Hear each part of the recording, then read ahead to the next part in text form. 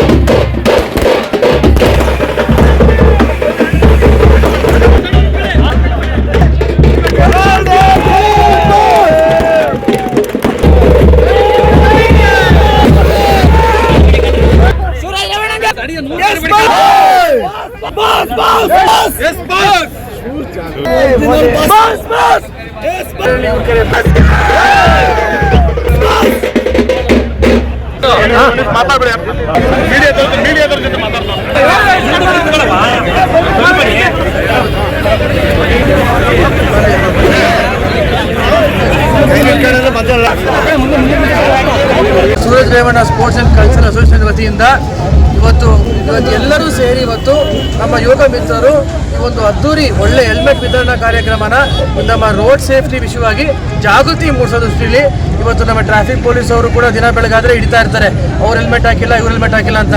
ಇವತ್ತು ಹೆಲ್ಮೆಟ್ ಯಾಕೆ ಹಾಕಬೇಕು ಅನ್ನೋ ಒಂದು ಪರ್ಪಸ್ಸು ಇವತ್ತು ಅದನ್ನು ಅರ್ಥ ಮಾಡಿಸ್ಬೇಕು, ಅದ್ರ ಬಗ್ಗೆ ಜಾಗೃತಿ ಮೂಡಿಸಬೇಕು ಅನ್ನೋ ದೃಷ್ಟಿಯಲ್ಲಿ ಇವತ್ತು ಹೆಲ್ಮೆಟ್ ಹಾಕ್ದೇ ಯಾವ್ಯಾವ ರೀತಿ ರೋಡ್ ಟ್ರಾಫಿಕ್ ಆಕ್ಸಿಡೆಂಟ್ಸಿಂದ ನಮಗೆ ಅನಾಹುತಗಳಾಗ್ತವೆ ಅಂತ ಇವತ್ತನ್ನು ಒಂದು ಜಾಗೃತಿ ಮೂಡಿಸೋ ನಿಟ್ಟಿನಲ್ಲಿ ಇವತ್ತು ಉಚಿತ ಹೆಲ್ಮೆಟ್ ವಿತರಣೆನ ನಮ್ಮೆಲ್ಲ ಬೈಕ್ ಸವಾರರಿಗೆ ಇವತ್ತು ಟೂ ವೀಲರ್ ಸವಾರರಿಗೆ ಎಲ್ಲರಿಗೂ ವಿತರಣೆ ಮಾಡ್ತಾರೆ.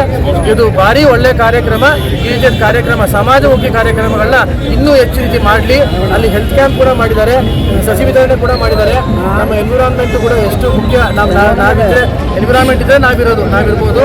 ಆ ದೃಷ್ಟಿಯಿಂದ ಇವತ್ತು ಒಂದು ಡ್ರಿಂಕಿಂಗ್ ವಾಟರ್ ಬಗ್ಗೆ ಆಗ್ಬೋದು ಅಥವಾ ವೆಜಿಟೇಬಲ್ ಆಯಿಲ್ ಬಗ್ಗೆ ಯೂಸ್ ಬಗ್ಗೆ ಆಗ್ಬೋದು, ಇವತ್ತು ಪ್ರತಿಯೊಂದು ಬಗ್ಗೆ ಇವತ್ತು ಸಮಾಜಮುಖಿಯಾದಂಥ ಒಂದು ಮೆಸೇಜ್ನ ಇವತ್ತು ನಮ್ಮ ಜನತೆಗೆ, ಮುಖ್ಯವಾಗಿ ಇವತ್ತು ನಮ್ಮ ಯುವಕ ಮಿತ್ರರು ನಮ್ಮ ಗ್ರಾಮೀಣ ಭಾಗದ ಜನತೆಗೆ ಇವತ್ತು ಇದನ್ನು ಒಳ್ಳೆ ರೀತಿ ಇದನ್ನು ಜಾಗೃತಿ ಮೂಡಿಸಬೇಕು. ಒಳ್ಳೆ ಕಾರ್ಯಕ್ರಮ ಮಾಡಿದ್ದಾರೆ. ಇನ್ನು ಮುಂದೆ ಈ ರೀತಿ ಸಮಾಜಮುಖಿ ಕಾರ್ಯಕ್ರಮಗಳನ್ನ ಮಾಡಲಿ. ಡಾಕ್ಟರ್ ಸೂರಜ್ ಅವರ ಹುಟ್ಟುಹಬ್ಬದ ಪ್ರಯುಕ್ತ ಇದನ್ನು ಹಲವಾರು ರಚನಾತ್ಮಕವಾದಂಥ ಕಾರ್ಯಕ್ರಮಗಳನ್ನು ಹಮ್ಮಿಕೊಂಡಿದ್ದಾರೆ. ಬಹಳ ಮುಖ್ಯವಾಗಿ ಹೆಲ್ಮೆಟ್ ವಿತರಣಾ ಕಾರ್ಯಕ್ರಮ ಹಾಗೂ ಕಾರ್ಯಕ್ರಮ